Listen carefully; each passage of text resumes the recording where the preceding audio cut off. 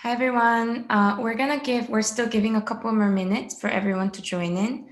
So yeah, sit tight, and if you guys can hear me, okay, can you raise your hand if you can hear me, okay?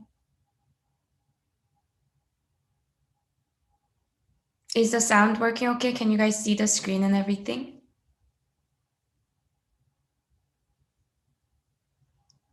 All right, I'll just assume that you guys can see. So we're still giving a couple more minutes for everyone to join, and we're gonna get started 5 minutes in. Welcome.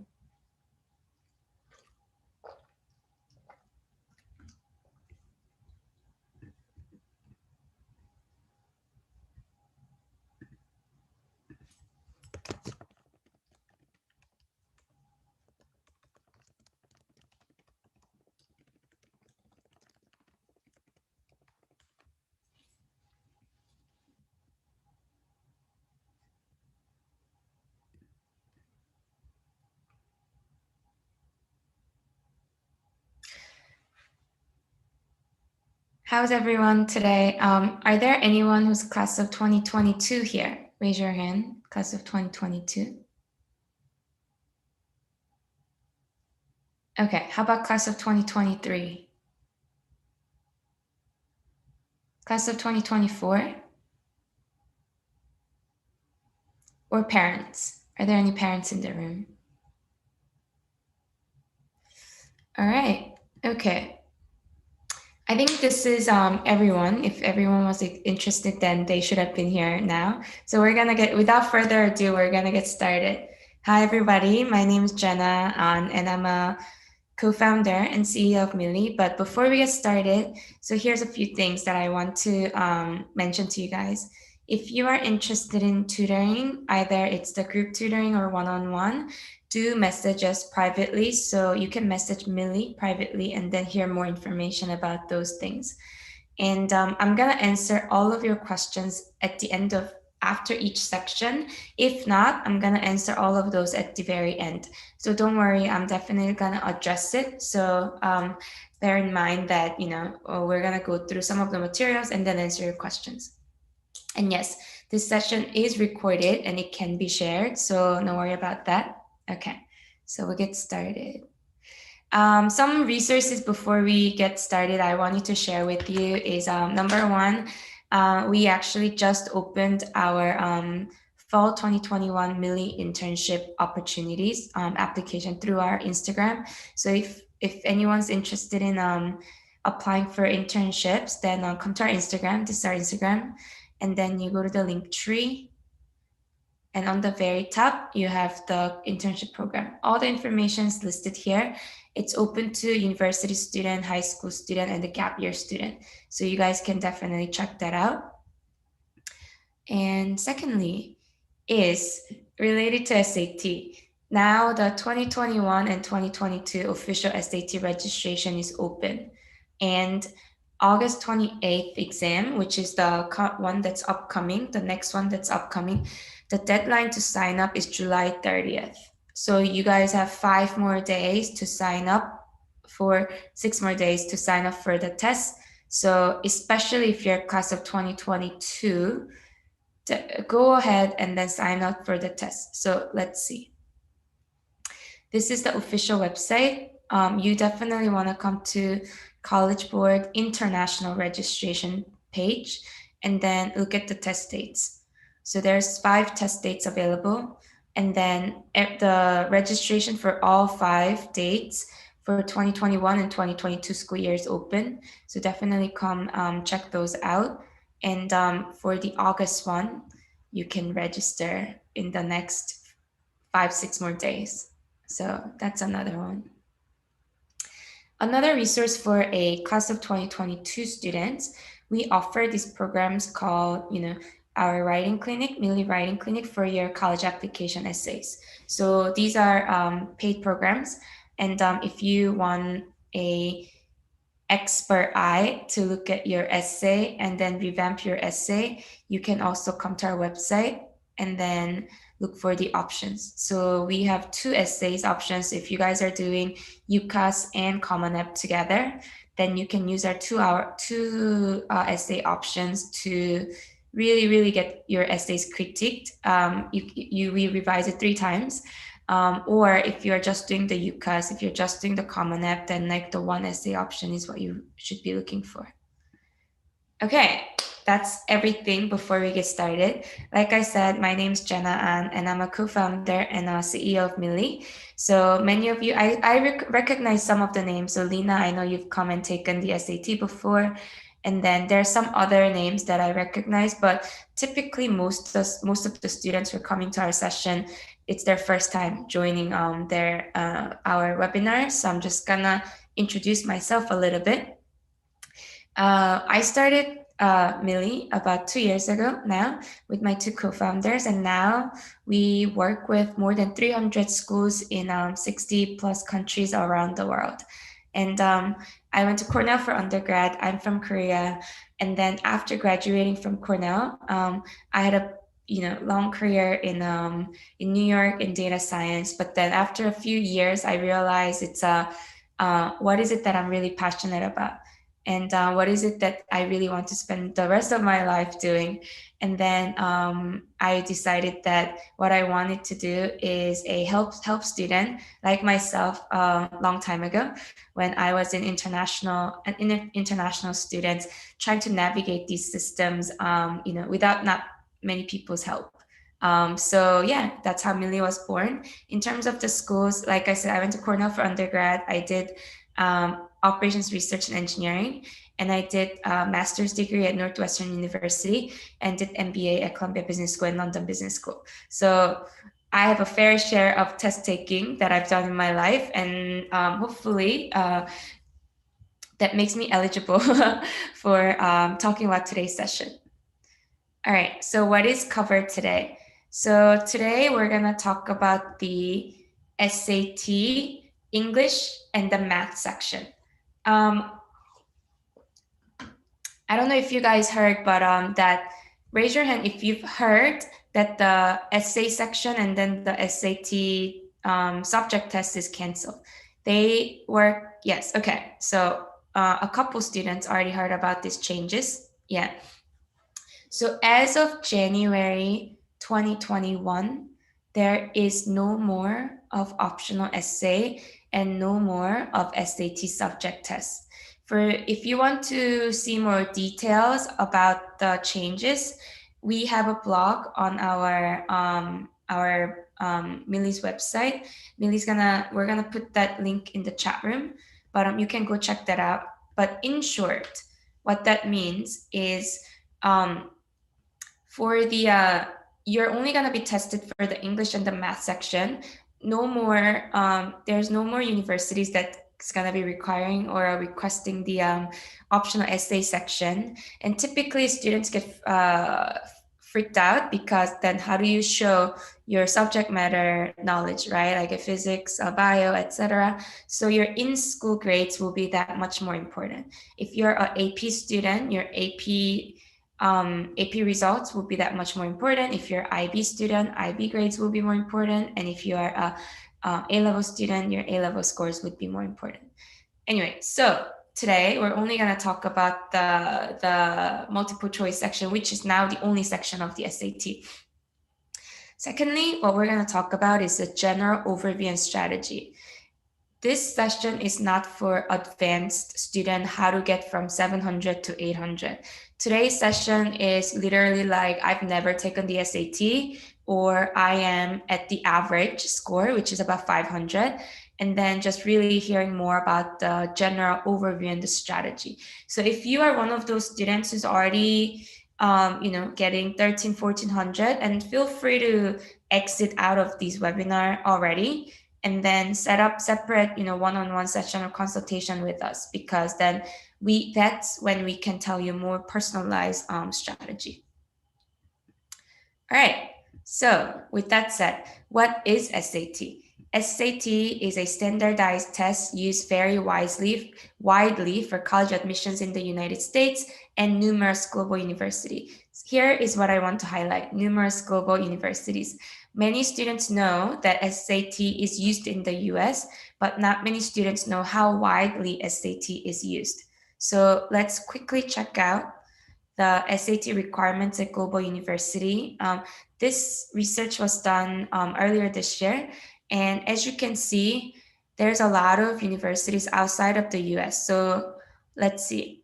If you're interested in econ or business, Bocconi University in Italy is a very, very good university. And some of you may even know about this WBB program, which is a program with USC in the US and Bocconi University and Hong Kong University Science and Technology. It's a joint degree, crazy global program.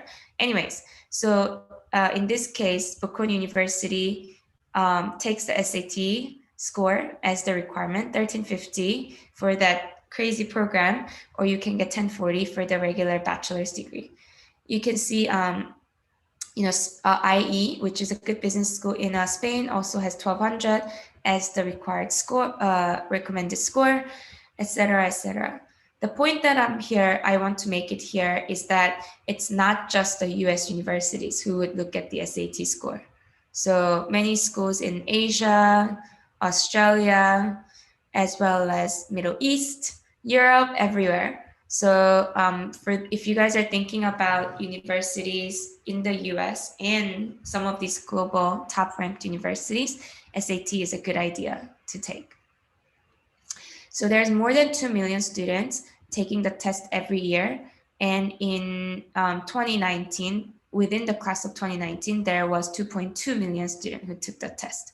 So here, there's 5 to 6 test dates available annually. And this is highlighted because a lot of times the international venue has one test date less than the US test venue, okay? So as an international test taker, you always want to come to the website where the registration is for the international student. Here, 2021-2022 international test and deadline. As you can see, 1, 2, 3, 4, 5. There's 5 test dates total for the 2021 and 2022 season. So make sure that you are checking those dates. Like I said earlier, SAT 1 essay and SAT 2 subject tests are now discontinued as of January 2021. And another thing to note is SAT is still paper-based as opposed to ACT, which is an equivalent like entrance test. Is you can take it as a computer-based test.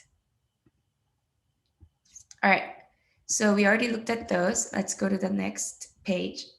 Now, what I wanted to share before I share all the tips is that how to read your score. If you've taken our diagnostic test, you know how to read the scores, but the perfect score for the SAT is, as you guys know, 1600. However, there's no such thing as, a lot of times students and parents come and ask us like, if I get one question wrong, do I get 10 points off? If I get 5 questions wrong, does that mean, how many points off is, does that mean? The answer is there's no such thing as one question equals to how many points. That's because grading on SAT is done on a normal distribution relative score setting. What that means is, if you look at this score below, in both the English and then the math section, the scores you can get, the highest score you can get is 800 here. The lowest score actually you can get is 200. So actually, funnily, you can never get 0 on the SAT. The lowest, very lowest you can get is 400, because 200 on English, 200 on math, that would be 400. So think of the percentage in this bucket as the amount of students that fit into these grading area. So let's say 1,000 students took the SAT. Then what College Board does is they would grade every single student, and after that, they're gonna rank order the student from the student who got the least questions wrong to all the way down to as many questions wrong, right? And then after that, what they do is look at this chart here. If you are, let's say that for you to get 1200, 600 times 2, right, 2 subject, then if you look at the number of the percentage of the student that's above 600, there's about 15% on this bucket, right? So what that means is if 1,000 students took the test, 15%, the top 150 students would get 1,200 and above, right? So this is where those students fit in. And then who gets 1,400 and above? Here's the 1,400 bar, 700 times 2. There's about 2% of the students who's gonna be in this little bucket, right? So that means out of 1,000 students, 2%, which is 20 students, are gonna get the scores 1,400 and above. It would make a lot more sense if you've taken the test yourself, or if you've taken some practice tests and then have seen your score, then you know that how this scoring is done. But typically students start from anywhere from 800 to 1,200. That's because if you look at the chart here, what's the percentage of the students fitting in from 800 to 1,200? Almost 70%, right? Almost 70% of the students fit in this bucket. So what that means is without any practice, you just come in to take the SAT test, it's most likely that you're gonna be in this 70% of the students. Back to my analogy, if 1,000 students took the test, 700 of you will actually get a score anywhere from 800 to 1,200. Hopefully that makes sense. And after we do once a month free SAT diagnostic test that you can take, and then after each test we also do the feedback session where we teach you how to interpret your score and also tell you how other students performed, etc., etc. And then come join that session, and then after taking the test it would make way more sense for you guys. All right, now let's actually dive into the main meat of today's session, which is Millie's 10 tips on acing the SAT. We're gonna go over 5 fundamental tips, and we're gonna go over 5 strategic tips. Okay, so fundamental tips, you may think it's very, very basic, but you would be very surprised how many students don't even know about the most basic tips. When I first took the test, I did not know how many minutes are allocated for each test or each section, and also how many questions are in each section. So we're gonna go over those items on the fundamental side of it. And when we move on to the strategic side, we're gonna give you some more, I guess, fun tips, okay? So the fundamentals. All right, guys, if you have any questions, send them in through the Q&A chat, and I'm gonna answer either during the session. If it's an easy thing to answer, we'll type it in. And if it's something that needs more detailed explanation, I'm gonna answer your question at the end of the session, okay? All right, tip number 1 is know your timeline. Knowing your timeline is super duper important, especially for those of you who are class of 2022 students. Class of 2022 students, that means you have 3 more test dates left until you have to apply for the universities, right? Anyone here is class of 2022 thinking about doing early admissions? Raise your hand. All right, there's a couple students. If you're thinking about doing the early admission, that means you only have 2 more test dates available for you to actually take the test and use the score, right? Because let's look at this timeline. So this is all the test dates that what has been available for 2021. The cycle goes that it's just like the school cycle. So they open up the cycle from the August all the way to next May or June. And then if you look at from the calendar point of view, you have 3 test dates left. And out of these 3 test dates, what you want to keep in mind is number 1 is registration date is normally until about 1 month before the test date. So we covered this earlier, but class of 2022 students, definitely go and sign up and register for the test before it's too late. All of these tests registration is open. So don't wait till September 3rd to sign up for the October exam. If you know that you're gonna take the October exam, go ahead and sign up right now. Because sometimes the test centers, their seats are maybe full. So you don't wanna risk having to have no seats and you have to go to a different city or a different center to have to take the test. Secondly, your score comes out about 2 to 3 weeks after taking the test. This is why you need to take the test by October 2nd if you want to do the early admission. For those of you students, class of 2023, class of 2024 student, it applies to you as well. What that means is next year, when you are planning, you know that you can only take the test until October, because then your score will come out in mid-October. And typically the early admissions deadline is November 1st for US universities. So this is the last time you can take the test and then submit the test score. So here's a bar. That's what the bars are for. And then for those of you who are, most of you who's doing the regular admission, which is typically starting December 30th for the US universities, and then it can go anywhere until like the February 15th. That would be the US timeline. Then you have until December to take the test. Okay? The takeaway here always is that class of 2023 students, you may think that you have all the time in the world, but in reality, you now have 3 test dates, and 3 test dates, total of 9 test dates, or 6 or 7 test dates left in your entire high school career to take the test. So time it accordingly, really plan out when you want to take the test. Second, tip number 2 to tip number 4 is know your section breakdown. Okay, so many students know that the English section is 800 and then the math section is 800. But unless you've taken the test, you don't know how many questions you're getting, how many passages you have, what types of questions that's gonna be part of the test. That's what we're gonna go over just now. Section 1 and 2 make up your 800 points for your English section score. And section 3 and 4 make up your math score, and this is also 800 points.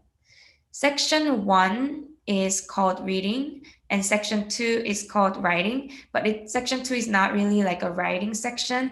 I would say it's more of a grammar section. So for those of you who are in the IB, so the section 2 is more like language B, and then section 1 is more like a language A. And for those of you who are in the AP program, reading means it's more of an English literature, and writing means it's more of an English language, meaning grammar, composition, etc. So in this chart, what I want you guys to pay attention to is this column with the orange letters. So if you look at this part, then you know that how many minutes you have per question. So section 1 is 65 minutes, but there's total of 52 questions. So for each question, if you were to break down into the number of minutes, you have 1.25 minutes for each question that you can go through. And for section 2, there's 35 minutes, but you have 44 questions, so you have 0.8 minutes to go through. For the English section, what's important to think about is how many passages that you have to go through as well. So it is not enough for you to think about the minutes per question, but think of it in a minute per passage. So in section 1, you would have 5 passages, just like any other English test that you may have had. There's like a short, half a page or the full page of the excerpt that you need to read. And then after that, there are questions that's related to that passage. So what does this mean? There's 5 passages. If you divide 65 minutes by 5 passages, then you have 13 minutes per passage, right? And but one of those passages are actually what's called double passage, meaning you have an author 1 who has opinion on the topic, and there's author 2 who has a different opinion on the same topic, right?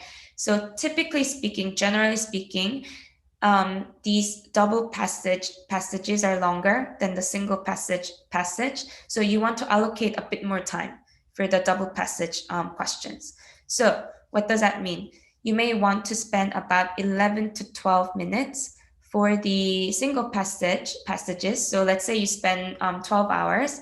So then 12 minutes times 4 is 48 minutes. So now you spend 48 minutes out of the 65 minutes here. So then for the double passage, which is longer and then sort of hard to solve, let's say you spend 15 minutes there, right? So then you have 2 minutes. So when you are thinking about the section, you want to break down your section and your I guess like how to allocate your time in the manner of these passages. So that's the how you want to think about English sections, both section 1 and section 2. In terms of the math section, section 3 is math with no calculator. Section 4 is math with calculator. Is section 4 that much harder than section 3? I don't think so. It's slightly harder. There are some questions that require the calculator. However, does every single question in section 4 require calculator? No. Actually, I would say there's about 10 to 20 questions that you may want to use your calculator, but the rest of the questions you can solve without the calculator. One pro tip here is that only because the section is a math section with calculator, don't feel obligated that you have to check every single answer with your calculator. Sometimes this could be a very, very big time-consuming time killer, and you may run out of time only because you're checking every single answer with the calculator. So you don't have to do that. All right, so let's look at very quickly how these sections are structured. All right, so this is the official SAT practice test. For those of you who've never seen the test booklet, this is how it looks like. Let's go to section 1. Section 1 is the reading section. On top, it notes that it's 65 minutes and then there's 52 questions. Because there's 5 passages now, you know, each passage has 10 to 11 questions allocated to them. Again, how do you want to think about it? For each passage, you want to spend anywhere from 11 to 15 minutes, right? 11 to 12 minutes when you're on a single passage. And if you're on a double passage, you can spend up to 15 minutes because typically it takes longer to read. And let's look at the structure. So the first passage here has a little over half a 1 page, and there's 10 questions related to that. Now you go to the second passage, there's 11 questions related to this passage. And then after the reading, that there's questions coming like this. The third passage also has 10 questions related to it. And then the fourth passage here, this is what I meant by the double passage. Double passage is passage 1, there's opinion coming out, and then passage 2 is another opinion coming out. And then typically it's slightly longer, and then you wanna save more time for that reason. And then section 5, the passage 5 is just another single passage. Let's look at section 2. Section 2 structure looks pretty similar to section 1. However, it's given shorter time and more questions, right? Does this mean that you're gonna run out of time more easily in section 2? That's not really the case, because section 2 is actually a bit easier than section 1, generally speaking. Again, section 2 is more like a language, English language, versus section 1 is more of English literature. So for those of you who know, this is more like a grammar versus the first one is the reading comprehension. So typically section 2, students find it a bit easy to do. But similar structure, there's 4 passages here, there's 44 questions. So each passage gets 11 questions. And there's about half a page to a 1 page excerpt. And then you're answering questions related to them. Now, let's move on to math section. So for the math section, there's 2 types of questions. The first type of question is multiple choice question. You guys are all familiar with this, so I'm gonna skip this. But the second type of question is called grid-in questions. And many of you also probably think that it's okay, I've obviously done this before, but we do have monthly SAT diagnostic tests that we offer to the student.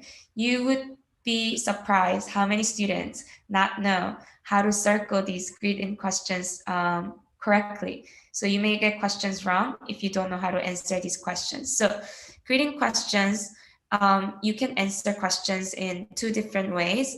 You can either answer in the decimal format or in the fractional format. Here, when your answer is 2/3, you can mark it as 2/3 or 0.666, 0.667. All of those are counted as an answer. So unless the College Board specified what they're asking, what they're expecting from you is 3 decimal points here. So that's what you are aiming for. So 2 types of math questions. Let's go look at how it is in the actual questions list, right?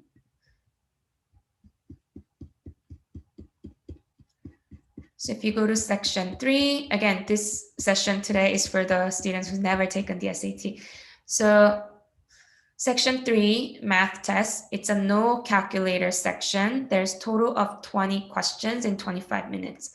First 15 questions is multiple choice question, which you guys are familiar with.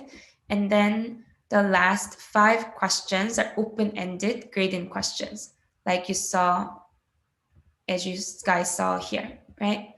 And then if you go to the section 4, which is the calculator section, same idea. Out of the 38 questions, first 30 questions are multiple choice questions. And then the last 8 questions are these grid-in questions.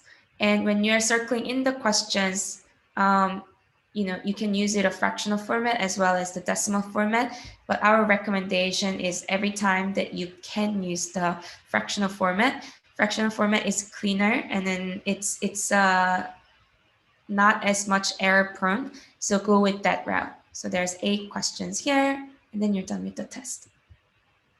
So that is the fundamental part of the session. And now we're going to move on to the strategic part of the SAT tips. Are there any questions so far?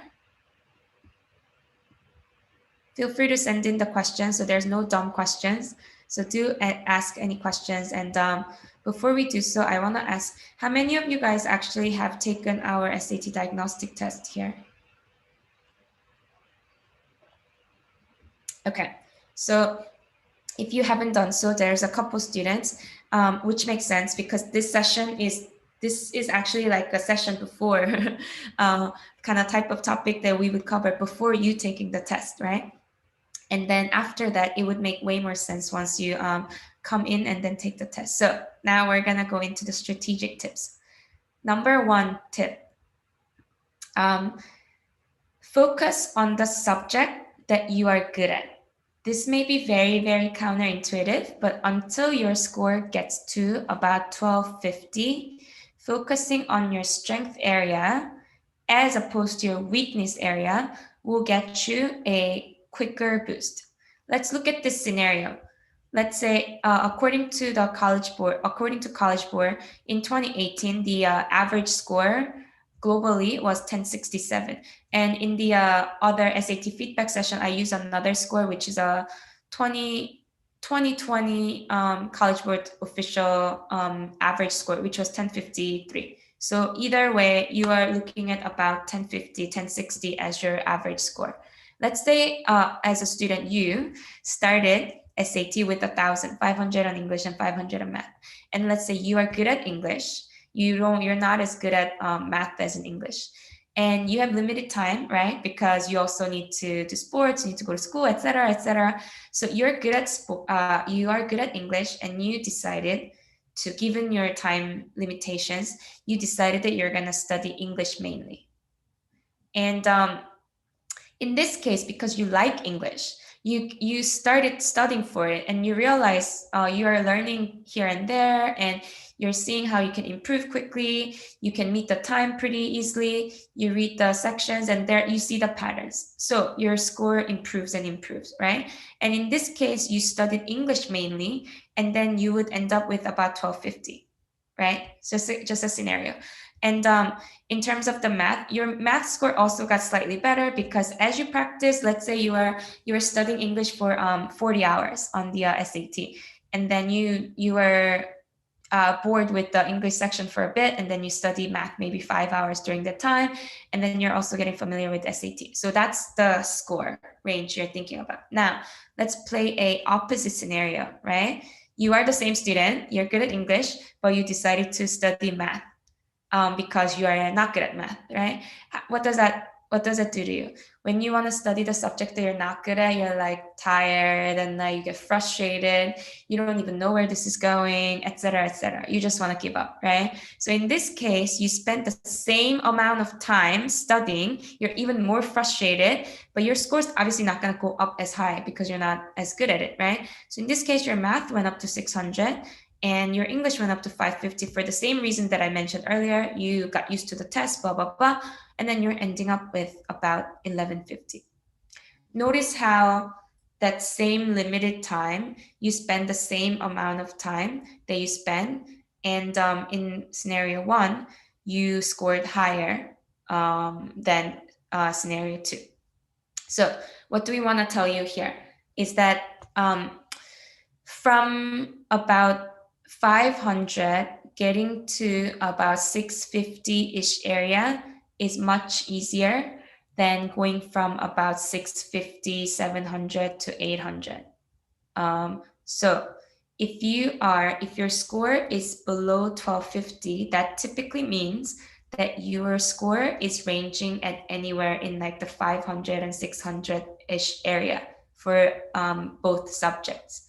In that case, focusing on the subject that you are good at and boost that score up to the point that it's easy to boost up first, which is typically up to around 650, right? 650, a bit above that. And once you reach that point, that's when you can go into the subject that you're not as good at, because there's only so much you can go up, right? Like you're already at 700 on one subject. You only have so much more room to go, right? So that's when you focus on the secondary subject. So tip number 2, answer all questions even if you don't know the answer, because there's no penalty for guessing. This is, very clearly listed on the College Board website. However, still many students leave the question or the answer sheet blank. This really, really hurts when you see, because let's say the law of probability. I don't know if anyone here remembers the number of questions from the section 1. If you remember the number of questions from section 1, type it into the Q&A chat. So let's check. Let's see if you guys remember. Giving 5 seconds for anyone to answer. Okay, so there is a total of 52 questions in section 1, right? Let's say out of those 52 questions, you answered 40 questions and you left 12 questions blank, right? Then by law of probability, because there's A, B, C, D, if you've answered random answers out of those, then you would get 3 more questions out of the 12 correct, right? But in reality is when you are unsure about the question and the answer, a lot of times you're not equally unsure about the answer list, right? You sometimes can eliminate some of the answer as not the right answer. So let's say you have about, because you can get rid of 2 options as non-option. So if you do the, guessing, let's say you get half the questions right, 6 questions out of 12. So we went from, if you don't put in any questions, you got all of those 12 questions wrong. And then the second case scenario is just by random draw, right? See, then you would get 3 more questions right. 3 more questions, depending on where your score is, it could be anywhere from 10 points to 50, 60, 70 points that you can get. It's that much more when you go up, when you're in the higher end of your score. And if you get 6 more questions right, that could be anywhere from 20, 30 more points to, again, 50, 60, 70 more points. So you don't want to miss out on those points. And we're just talking about section 1, one section. There's 4 sections. So tip number 2 is, even if when you don't know the answer every single question. I would say even the grid-in questions you guys saw earlier, the math section, it's open-ended questions, still answer. all of those questions. Put in whatever you want to put in, 1, 2, whatever, just in case. That's tip number 2. Tip number 3 is study at least 6 hours before the test exam day. This may sound counterintuitive. You may think it's like, of course, you should be studying for SAT more than 6 hours before taking the test. But according to the study that College Board conducted, it shows that the student who studied through Khan Academy 6 hours or more prior to taking the test, those students performed 90 points better than those students who haven't used the study 6 hours before. So the takeaway here is definitely study 6 hours or more before taking the test. Next tip. I think that actually, if I want you to have one takeaway from this entire session, maybe this would be it for you guys, which is review the SAT score use policy for each college. Every single university and sometimes each department has a different SAT score use policy, so you want to check that out. What that means is so most universities do what is called super scoring. So super scoring meaning they combine the highest score from each section from multiple exam. And so in this case, let's say a student A took the test twice, and exam 1 she got 500 on math and 600 on English, and exam 2 she got 700 on math but then 550 on the English section. In this case, if the university does super scoring, then her final score is 1300 because it's combining the math 700 from the exam 2 and then English 600 from exam 1. And here is the typical questions that students ask, so I'm going to address it anyways. Do only the lower tier universities do super scoring, and do Ivy League schools, don't use this tactic, and or to go to Ivy League school, if it's better to take the exam once than multiple times. I'm sure you've heard about these things before. So the answer is a no. Most universities, again, including Columbia, Princeton, Cornell, and those universities have the super scoring policy. So even if you're aiming for these schools, you do want to take the test more than twice, so you can take advantage of the super scoring setting. So the next popular option for the universities is called single highest test date scoring. So this is more like your typical, I would say, what we are most familiar with, right? You've taken the test many times, and then they choose the score from the highest test date entirely, and then that becomes your final score.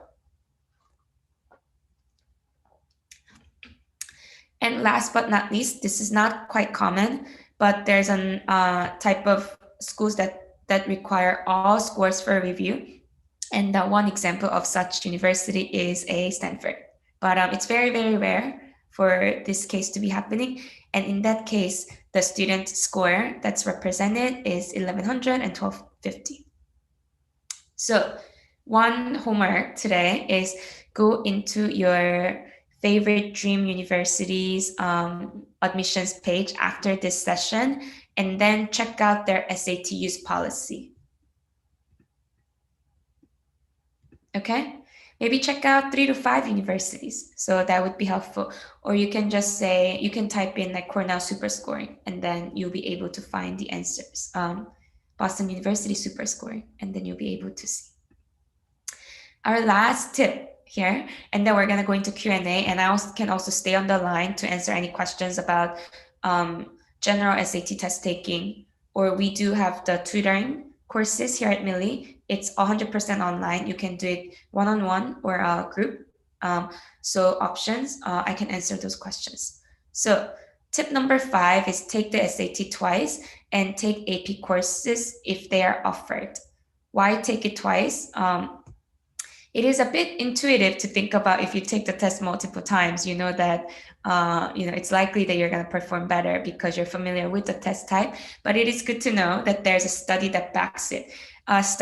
Research that's done by College Board proved that 2 out of 3 students who's taken the test, SAT test again, improved their score. So you're likely gonna be these 2 out of 3 students. So this is why it's so important for you to plan ahead. It is so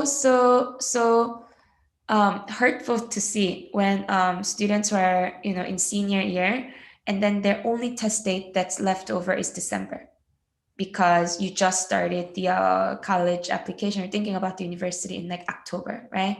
So then you are left with just one chance to take the test and you cannot do super scoring. You cannot be in this statistics who's taken the test more time and then your score may have gotten better. So please plan ahead and then take advantage of these super scoring as well as you know improving your score by taking the test multiple times. Second tip is take AP if it's offered. Why take the AP? Another study that's done by a college board says the student who take the AP courses and achieves a B or better in their class actually scores 100 points or more higher than the average SAT test taking students. So if your school offers, it's a good opportunity to kind of be part of the statistics again. So another question here that I get asked, students ask, I don't go to an AP school, I just go to a local school. Should I register, for an AP program myself? No, there's no reason for you to do it. If it's offered in your school, yes, take advantage of it. But if it's not offered in your school, you go to A-level school, whatnot, there's no reason for you to go out of your way and having to do that. And here are some resources. And this page is just to show you that we have tutoring options for you, but ask me after the session separately. Here are some additional resources about how to read your score, some test prep materials, etc., etc. So for those of you who are interested, we can share these slides with you so you can go check those out. So that's everything for today's session. I'm gonna check the Q&A chat if there's any questions, and then I can hang out for another few minutes to see. And all right, this is a great question. So Azra asked, how many AP should I take? What is the range? So again, the first question is, Azra, do you go to a AP school? If that's the case, yes, you can think about it. Okay, so typical range of how many AP subject that you should take. If you are a top performing student aiming for top schools, meaning let's say top 50 universities in the US, then I would say you're targeting anywhere from 4 to 8 AP subjects throughout your high school career. So to make 4 to 8 AP subjects happen, I think that the best way is in freshman year, you won't be taking any AP typically. And in the sophomore year, you may want to start with one AP. This could be typically AP Bio, or it could be AP US History, one of those. And then when you move on to your junior year, you can take maybe 2 AP courses. And in your senior year, you may be able to take 3 to 4 AP courses. Now combining those, the scenario that I gave you is 1, 2, 3, so you will be ending up with 6 AP courses. This is a very general blanket suggestion for the students who are top performing and aiming to go to universities that are top 50 in the US.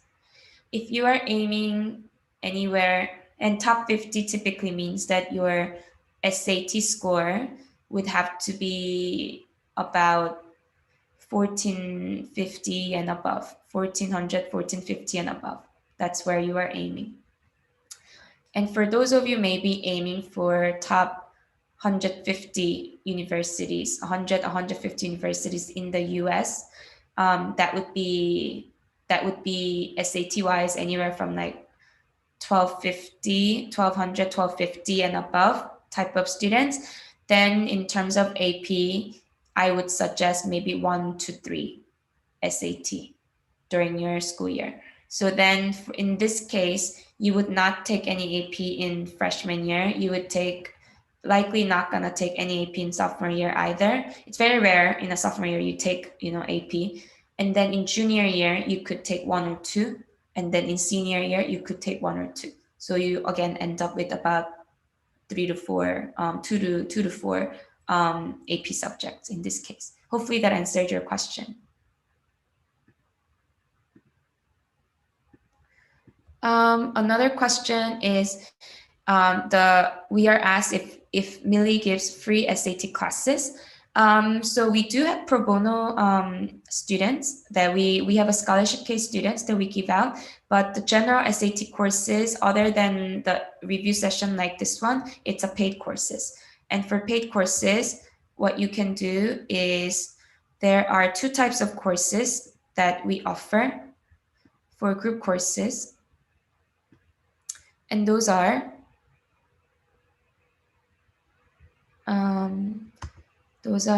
let's see here. If you're just starting out the SAT and then you're never taken it before, then what we suggest is our intro course. Our next intro course starts on August 24th and it lasts for 5 weeks, and then we meet twice a week. So it would be every Tuesdays and Thursdays. And these are some of the time zones: 4:30 p.m., 5:30 p.m., 9:30 p.m. Hong Kong time, and it's $990 before discount. This is our regular course. And another option is that if you already scored more than 1200 on your SAT diagnostic or the actual diagnostic, what we suggest is you take our intensive course. So this one is for 8 weeks and you meet 3 times a week. So total of 24 sessions. Earlier one was just 10 sessions just to get your basics covered. And then for the second one, there's 24 sessions. Same stuff, but just the week of the day wise, it's Mondays, Wednesdays, and Saturdays. And you meet at the same time. And before discount, this is the pricing, the USD pricing for the class. How do you sign up? You go to our website here, and then you can sign up for the classes, and then select the start date. These test dates are set up so that when you start on the August 2nd, it leads you right until your October 2nd test date. It ends at the same week. And for the, if you were to start on the October course, I don't know if I can share, my screen is not really, okay. If you choose the October 5th class start date, what it will do, it would lead you all the way till the December 4th test date. Yeah, so to your question, we do have scholarship student cases, but typically our classes are paid. Any more questions that you guys have? Again, I know that there's some latecomers who came into the room. So if you're class of 2022 students, this is the College Board registration page. The August 28th test is open for registration until July 30th. So you have 6 more days to register. So please go ahead and sign up. Any questions? If you guys have no more questions, then thank you for coming to today's session. And I'm gonna leave you guys with one, present for you, because many of you guys said that you've never taken our SAT diagnostic. So we host free SAT diagnostic tests every single month. Next SAT diagnostic test is on August 7th. So not the next Saturday, but the Saturday after. And it is happening at 9 a.m. Qatar time, and 10 a.m. UAE time. And if you're in Central Europe, Italy, France, it's 8 a.m. your time. And if you're in the UK, that's 7 a.m. And on the Asia side, you're in Hong Kong time zone, it's 2 p.m., I believe. And Thailand, it's 1 p.m., etc. So here is actually the QR code that you can sign up for the test and actually test yourself. After the test, we give you your score. We also give you, the feedback session, like I mentioned, that you can learn more about your score, how to read your score, how other students performed, and what options are from here. So do check that out. So yeah, that's the last piece of the information that I want to share with you guys. And thank you everyone for joining. And we have another webinar that's happening in 30 minutes actually. It's Millie's Guide to Cambridge Assessment. So for those of you who are interested in the UK university route, you may want to check that out. And we will be sharing the link for the Millie's Guide to Cambridge Assessment in the chat room now. All right. And last but not least, um, in in uh, in about two hours time, so not like in 30 minutes, we have another webinar that's called Millie's Guide to Starting Your Own YouTube Channel. So at Millie, we believe in holistic education, right? It's not just about all test taking. And that in that webinar, we have a YouTuber who has more than 100,000 followers telling us about how she started her YouTube channel. So it would be super interesting if you always wanted to start your own YouTube channel. So definitely go check out both of those. There's links in the chat room, so check that out. And then I hope to see you guys in more of Millie webinars as well as in our classes. Thank you.